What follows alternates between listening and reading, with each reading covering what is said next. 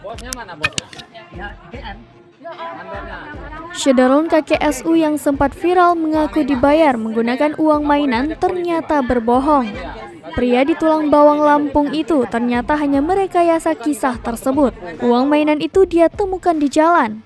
Dari hasil klarifikasi dengan kakek SU, diketahui uang mainan itu ternyata ditemukan di tepi jalan. Motif kakek SU berbohong agar dia mendapatkan kembalian dengan uang asli. Sebelumnya, viral di media sosial sebuah video yang memperlihatkan seorang kakek di Tulang Bawang Lampung mengaku dibayar dengan uang mainan. Dalam video yang beredar, terlihat kakek tersebut mengaku upahnya sebagai buruh tebang tebu dibayar menggunakan uang mainan oleh mandor kebun.